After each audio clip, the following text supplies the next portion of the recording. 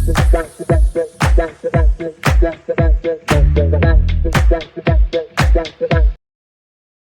सभी का स्वागत है मेरे YouTube चैनल पर। जैसे कि आपको पता है कि हमने कम्युनिकेशन की एक सीरीज स्टार्ट की है और जिसमें हम डिस्कस कर रहे हैं models of communication.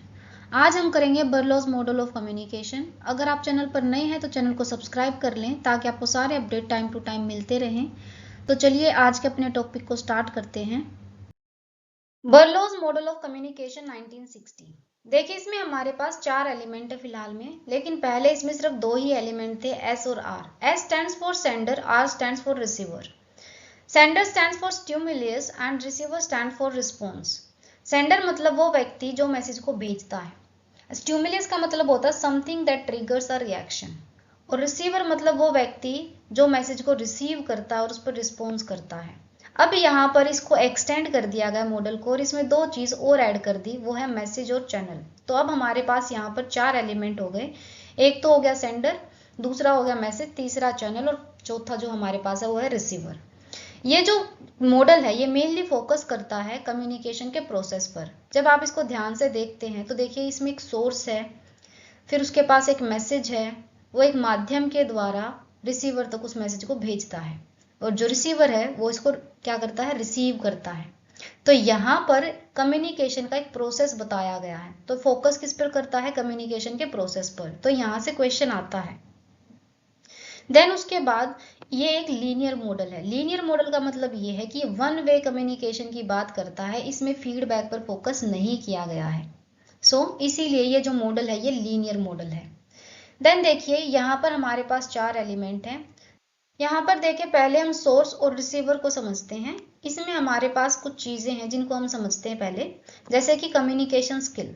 Communication skills का मतलब ये है कि जब आप किसी से कम्युनिकेट करें तो आपकी स्किल्स अच्छी होनी चाहिए।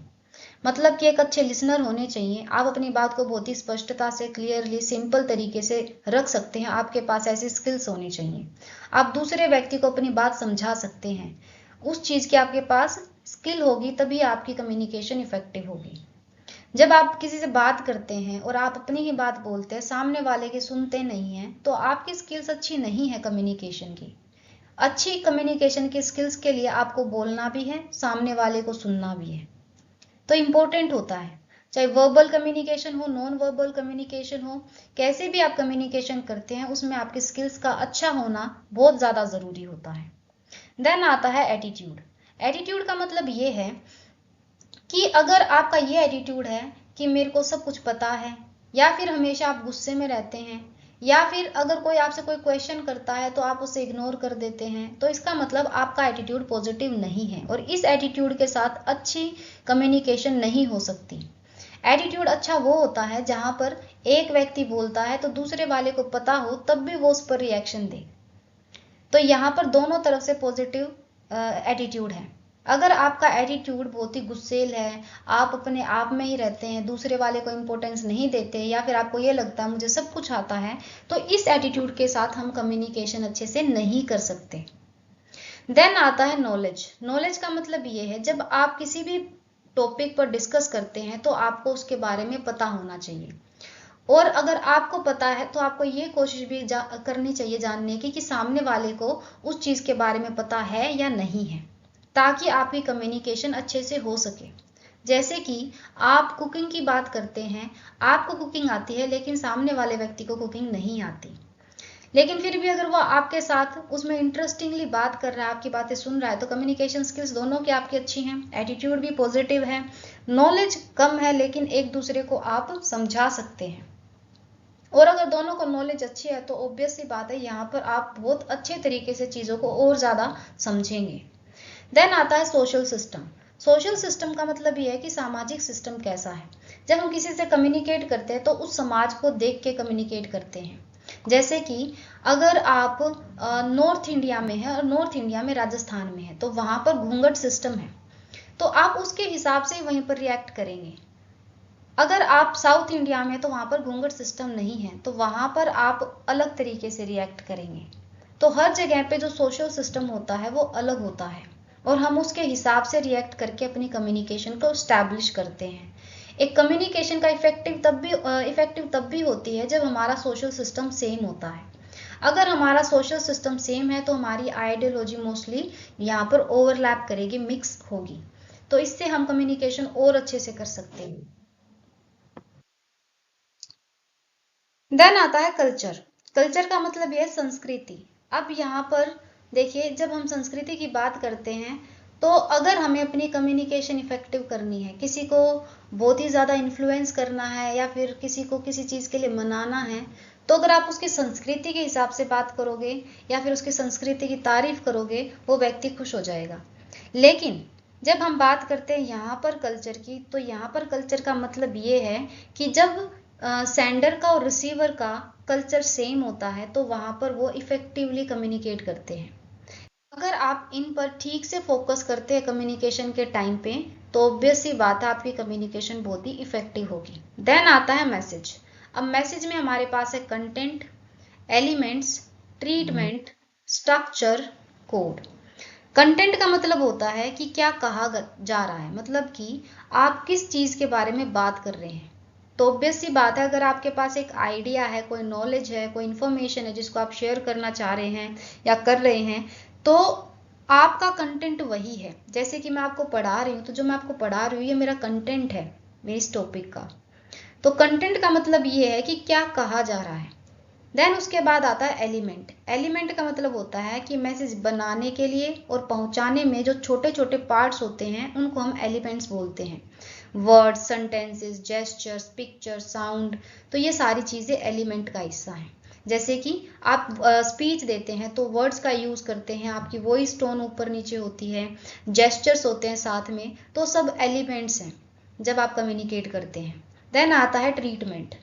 ट्रीटमेंट का मतलब ये है कि किस अंदाज में आप किसी बात को बोलते हैं। पोलाइट वे में बोलते हैं, स्ट्रिक्ट वे में बोलते हैं, फ्रेंडली वे में बोलते हैं, तो आपका अंदाज कैसा है बोलने का, उसे हम बोलते हैं ट्रीटमेंट। देन आता है स्ट्रक्चर। स्ट्रक्चर का मतलब ये है कि कि आपने अपने मैसेज को व्यवस्थित करना है। मतलब कि जब आप कोई टॉपिक है उस पर बात करते हैं तो सबसे पहले आप इंट्रोडक्शन देंगे, फिर उसके बाद उसके बारे में बहुत ज़्यादा बताएंगे, डिटेल में डिस्कशन करेंगे, देन कंक्लूड करेंगे। ऐसा नहीं होगा पहले कंक्लूड करेंगे, फिर इंट्रोडक्शन देंगे, देन उसके बॉडी बताएंगे। तो ऐसा नहीं करेंगे, आप अपने मैसेज को व्यवस्थित तरीके से रखेंगे, मतलब कि उसको प्रॉपर तरीके से फ्रेम करेंगे और फिर उसको बताएंगे। तो उसका मतलब होता है उसका मतलब होता है स्ट्रक्चर, कि अपने मैसेज को व्यवस्थित तरीके से बताना। कोड का मतलब होता है भाषा या सिंबल।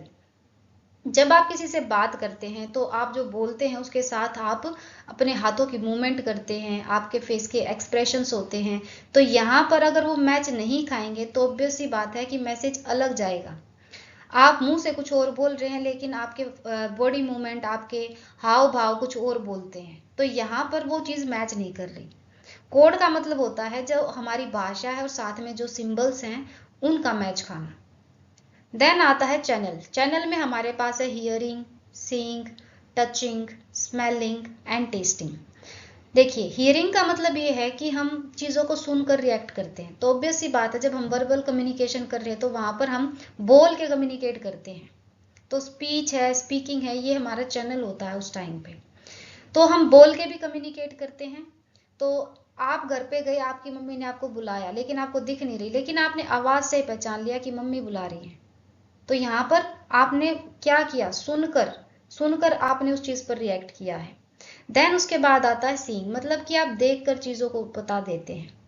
अब हम किसी से कम्युनिकेट नहीं कर रहे, क्लास में अलग अलग दूर दूर बैठे हैं, लेकिन फिर भी हम अपने दोस्त को देख के उससे कम्युनिकेट कर लेते हैं कि वो क्या बोल रहा है, अभी उसने क्या चीज़ महसूस की है, वो क्या बताना चाह रहा है, कौन से जोक पे वो हंस रहा है, तो हम समझ जाते हैं उसको देखते ही। देन आता है टचिंग। देखिए, टचिंग का मतलब ये है जब हम छूकर कम्युनिकेट कर रहे हैं। जैसे कि आप बैठे हैं, आपको कोई छूता है तो आपको पता चलता है कि ये बैड टच है या फिर गुड टच है। उसके लिए ना ही आपको बोलना पड़ता है, ना ही आपको देखना पड़ता है, सिर्फ आप उस चीज़ को टच करके, आप जैसे आपको कोई टच करता है तो आप महसूस करके बता सकते हैं कि ये बैड टच है या गुड टच है। देन उसके बाद आता है स्मेलिंग। स्मेलिंग का मतलब ये है कि आप सूंघ के भी बता सकते हैं चीज़ों को। घर में गए, मम्मी ने खाना बनाया, एंटर करते स्मेल से ही बता देंगे कि क्या खाना बनाया आज। देन आता है टेस्टिंग। टेस्टिंग का मतलब ये है कि आप खाने को जैसे टेस्ट करके बताते हैं कि अच्छा है या बुरा है। तो यहाँ पर टेस्ट करके भी आप अपने मैसेज को डिलीवर करते हैं। जैसे ही आपने टेस्ट किया, आपके फेशियल एक्सप्रेशन बता देंगे, ऑब्वियस सी बात है कि आपको खाना अच्छा लगा है या नहीं लगा है। तो ये था अपना बर्लो मॉडल ऑफ कम्युनिकेशन। आज के अपने टॉपिक को यहीं पर एंड करते हैं। अगर आपको वीडियो अच्छा लगा हो तो चैनल को सब्सक्राइब करें, वीडियो को लाइक और शेयर करें।